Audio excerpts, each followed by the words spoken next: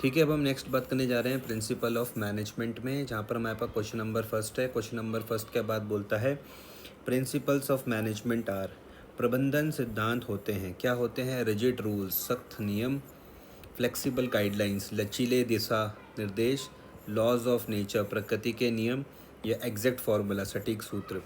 तो भैया ये कोई प्रकृति के नियम तो होते नहीं है ना। लॉज ऑफ नेचर को तो हम काट सकते हैं, एग्जैक्ट फार्मूलेस भी नहीं होते, रिजिड रूल भी नहीं होते। ये एक तरीके की क्या है, फ्लेक्सिबल गाइडलाइंस है, लचीले दिशा निर्देश हैं। ठीक है, द प्रिंसिपल ऑफ मैनेजमेंट क्या है? फ्लेक्सिबल गाइडलाइंस है, लचीले दिशा निर्देश। एक्सप्लेनेशन में देखते तो क्या लिखा हुआ है कि management principle guides but allow adjustment as per situations. Second पर हम बात करते तो लिखा हुआ principles of management are developed through, प्रबंधन सिद्धांत किसके माध्यम से विकसित होते हैं? पहला, मैथमेटिकल्स प्रूफ, नहीं भैया नहीं। एक्सपीरियंस एंड एक्सपेरिमेंटेशंस, ये हो सकता है। करेक्ट आंसर है बी, एक्सपीरियंस एंड एक्सपेरिमेंटेशंस। ठीक है, अजम्पशंस ओनली, नहीं। गैस वर्क भी नहीं। एक्सप्लेनेशन हम इसका देखते तो लिखा हुआ है they are build from observation, research and practice. अब हम थर्ड पर बात करते हैं तो थर्ड में क्या लिखा हुआ है? Universal applicability of management principle means, universal applicability of management principle means, इसका मतलब क्या होता है? प्रबंधन सिद्धांतों की सार्वत्रिक सार्वत्रिक लागुता का अर्थ है। क्या अर्थ है? They can be applied anywhere, sorry everywhere, they are used only in India, they apply only to factories, they are used only by top managers. तो फिर से पढ़ते हैं, universal applicability of management principle means, प्रबंधन सिद्धांतों का सार्वत्रिक लागुता का अर्थ है they can be applied everywhere. तो करेक्ट आंसर इसका क्या हो जाएगा? A, they can be applied everywhere. ठीक है, एक्सप्लेनेशन में लिखा हुआ है कि they are applicable to all types of organisations. अब हम देखते हैं कि principle of management helps manager in, प्रबंधन सिद्धांत प्रबंधकों की मदद करते हैं। तो पहला है टेकिंग रैंडम डिसीजंस, नहीं। टेकिंग साइंटिफिक डिसीजंस हो सकता है, अवॉइडिंग डिसीजंस नहीं, इग्नोरिंग फैक्ट्स नहीं। तो करेक्ट आंसर क्या हो सकता है? Taking scientific decisions. ठीक है, टेकिंग साइंटिफिक डिसीजंस। तो एक्सप्लेनेशन में लिखते हैं कि they promote fact based and logical decisions. आगे देखते हैं फिफ्थ में क्या है कि which of the following is not a characteristics of management principles. Not पूछा गया है कि which of the following is not a characteristics of management principles. पहला, कॉज एंड इफेक्ट रिलेशनशिप, ये तो होता है। जनरल गाइडलाइंस, ये भी होता है। फ्लेक्सिबल भी होते हैं। रिजिड लाइक फिजिक्स लॉस, तो इसका आंसर हो जाएगा D, rigid like physics loss. ये नहीं होता है क्योंकि क्वेश्चन में हमसे नॉट पूछा गया था। Which of the following is not a characteristics of management principles, तो आंसर इसका डी हो जाएगा, रिजिड लाइक फिजिक्स लॉस। तो rigid like physics laws, management principles are flexible not rigid. Sixth में हम बात करते हैं तो लिखा हुआ है management principle helps in optimum utilization of only money, only machines, resource and efforts, या फिर टाइम ओनली। तो करेक्ट आंसर है रिसोर्स एंड एफर्ट्स। ठीक है, संसाधन संसाधन और प्रयासों का। तो सिक्स्थ में क्या था कि management principle helps in optimizing utilization of resources and efforts. Explanation में लिखते हैं कि they reduce wastage and improve efficiency. Seventh में हम बात करते हैं तो क्या है कि which of the following explain that management principles can change as per the situation. Flexibility, universality, stability या परमानेंस। तो क्या आ जाएगा? फ्लेक्सिबिलिटी आ जाएगा, लचीलापन। ठीक है, तो which of the following explain that management principles can change as per the situation. तो आंसर इसका क्या हो जाएगा? फ्लेक्सिबिलिटी हो जाएगा आंसर। ठीक है, आंसर इसका क्या हो जाएगा? फ्लेक्सिबिलिटी। फिर हम देखते हैं एट्थ में, तो यहाँ पर देखो क्या लिखा हुआ है कि management principle helps in, management principles helps in, प्रबंधन सिद्धांत किसके द्वारा करने में मदद, प्रबंधन सिद्धांत किसके पूरा करने में मदद करते हैं? पहला, only organisational goals, only profit maximisation, social responsibility, only personal goals. तो यहाँ पर आ जाएगा only social responsibility. Management principle helps in fulfilling social responsibility, they helps balance business goals with society interest. तो management principle helps in fulfilling only, तो देखो यहाँ पर ना ओनली वाले जो है इसको तो काटना ही पड़ेगा ना, कि ओनली ऑर्गेनाइजेशनल गोल्स तो नहीं है, ओनली प्रॉफिट मैक्सिमाइजेशन भी नहीं है, ओनली पर्सनल गोल्स भी नहीं है, तो सोशल रिस्पॉन्सिबिलिटी आ जाएगा, सामाजिक जिम्मेदारी। आगे, principles of management provide a base for, principles of management provide a base for, प्रबंधन सिद्धांत किसका आधार प्रदान करते हैं? Training and research, government rules, product manufacturing या फिर टैक्स कैलकुलेशन। तो आ जाएगा ट्रेनिंग एंड रिसर्च, ठीक है, ट्रेनिंग एंड रिसर्च। तो principles of management provides a base for training and research, they help in educating and training managers. 10वें में हम बात करते तो लिखा हुआ है कि प्रिंसिपल्स ऑफ मैनेजमेंट इन्फ्लुएंस, प्रबंधन सिद्धांत किसे प्रभावित करते हैं? वेदर कंडीशन को नहीं, ह्यूमन बिहेवियर इसका सही आंसर हो सकता है, मशीन ऑपरेशन नहीं, नेचुरल रिसोर्सेज नहीं, तो करेक्ट आंसर हो जाएगा इसका ह्यूमन बिहेवियर। तो यहाँ पर लिखा हुआ है क्या कि management principle guides and influence peoples behaviour at work. अब यहाँ पर है who is known as the father of scientific management, ये क्वेश्चन बार बार आ रहा है। अब हमारे दिमाग में छप जाएगा कि भैया साइंटिफिक मैनेजमेंट के फादर कौन है, तो F.W. टेलर साहब इसके फादर हैं, इसके साइंटिफिक मैनेजमेंट के। तो वैज्ञानिक प्रबंधन के जनक किसे कहा जाता है, तो हम बोलेंगे F.W. टेलर। एक्सप्लेनेशन में क्या लिखते हैं कि Taylor introduce the concept of scientific management, ठीक है। 12 में हम बात करते हैं तो 12 में क्या लिखते हैं कि which principle says use science not rule of thumb, किसने कौन सा प्रिंसिपल बोलता है? विच principle says use science not rule of thumb. कौन सा सिद्धांत कहता है विज्ञान का उपयोग करे, अनुभव नहीं? तो हार्मनी नॉट डिस्कॉर्ड, या science not rule of thumb, या कॉपरेशन नॉट इंडिविजुअलिज्म, या फिर डेवलपमेंट ऑफ ईच पर्सन। तो आंसर इसका क्या हो जाएगा, यहीं से पढ़ के भी समझ में आ रहा है, science not rule of thumb, ठीक है। आगे देखते हैं नेक्स्ट। तो भैया 13 में क्या आ जाएगा, फंक्शनल फोरमैनशिप। फंक्शनल फोरमैनशिप कार्यात्मक पर्यवेक्षण का अर्थ है, पहला single supervisor, specialize supervision, no supervision या रैंडम सुपरविज़न। तो फंक्शनल फोरमैनशिप का क्या मतलब होता है? कार्यात्मक पर्यवेक्षण का क्या अर्थ है? Single supervisor, specialized supervision, no supervision, random supervision. तो आंसर आ जाएगा स्पेशलाइज्ड सुपरविज़न। क्या होता है? स्पेशलाइज्ड सुपरविज़न, ठीक है। तो फंक्शनल फोरमैनशिप का मतलब होता है स्पेशलाइज सुपरविज़न, कार्यात्मक पर्यवेक्षण का अर्थ है स्पेशलाइज सुपरविज़न। तो work is divided into planning and executions with experts. 14 पर हम देखते तो लिखते हैं कि which study helps to remove unnecessary body movement, which study helps to remove unnecessary body movement. कौन सा अध्ययन अनावश्यक शारीरिक गतिविधियों को हटाने में मदद करता है?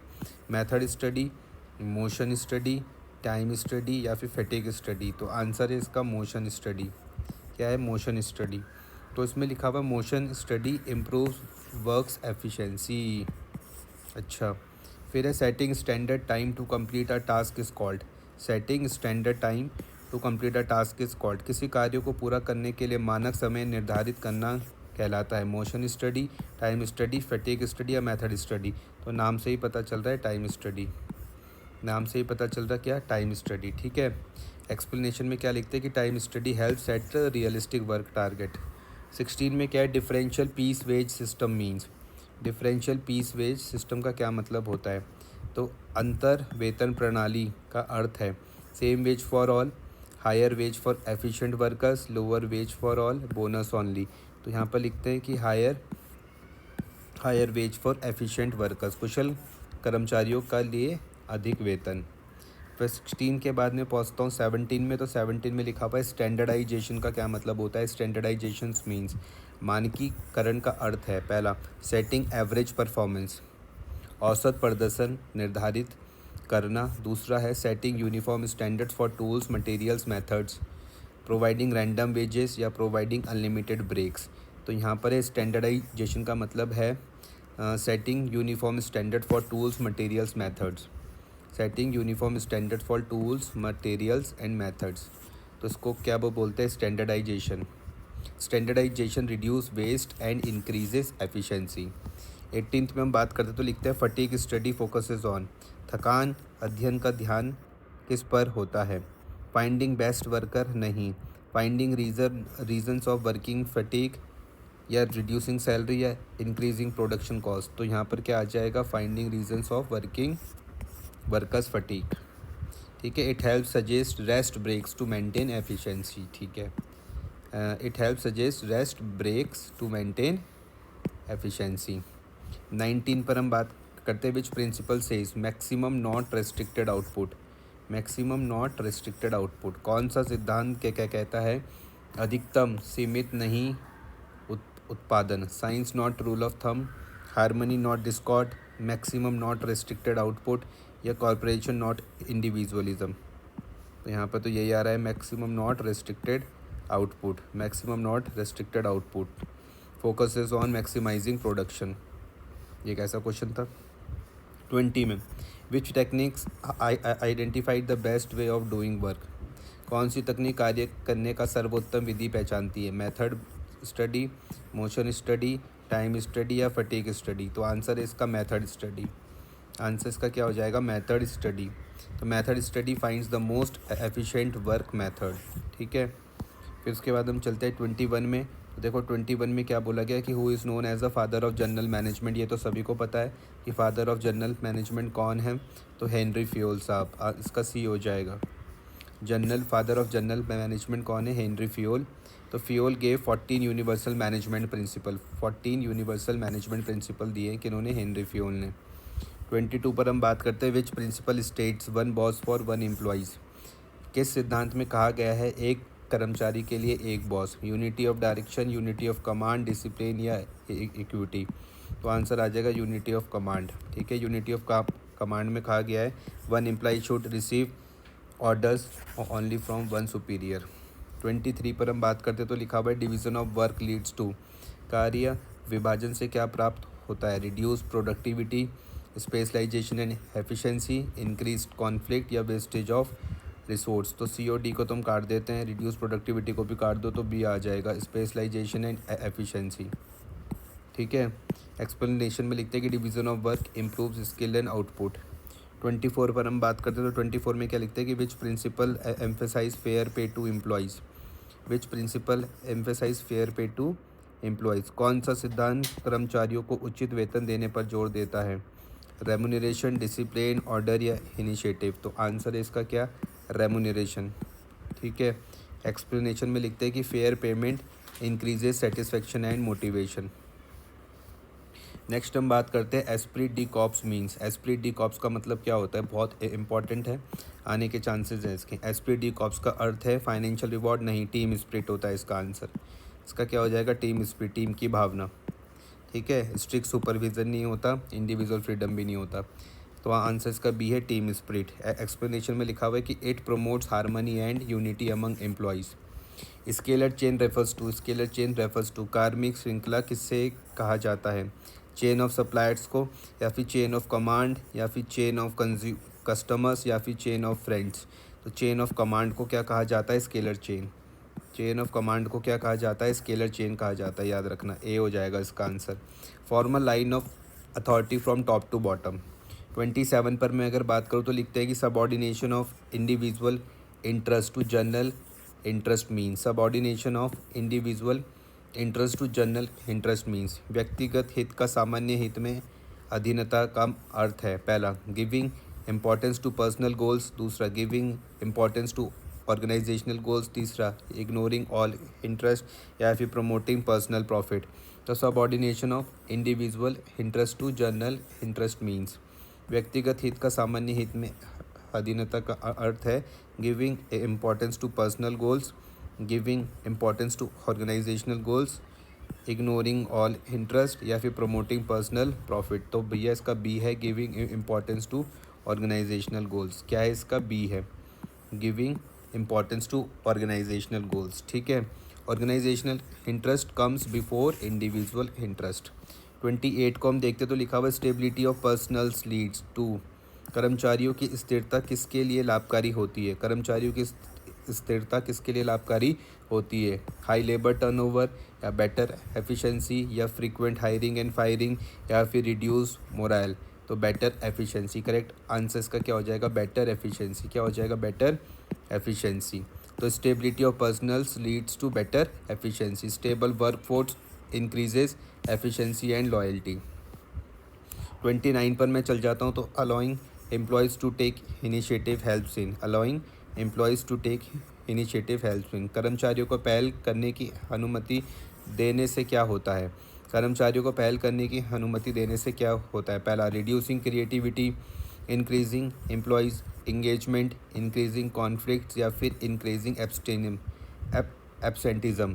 तो आंसर है इसका increasing employees engagement, increasing employees engagement. ठीक है। Allowing employees to take initiative helps in, कर्मचारियों को पहल करने की अनुमति देने से क्या होता है? कर्मचारी भागीदारी में वृद्धि होती है। फिर लास्ट है 30, order principle focus, order principle focus on, order principle focus on, order सिद्धांत किस पर ध्यान केंद्रित करता है? क्लीन ऑफिस, साफ दफ्तर, proper place for everything and everyone, हर चीज़ और व्यक्ति के लिए उपयुक्त स्थान, स्ट्रिक्ट रूल, सख्त नियम, या फिर एम्प्लॉय प्रमोशन, कर्मचारी पदोन्नति। तो इसका है answer B, proper place for everything and everyone, proper place for everything and everyone. ठीक है। Proper order avoids chaos and improves efficiency. ठीक है। थैंक्स।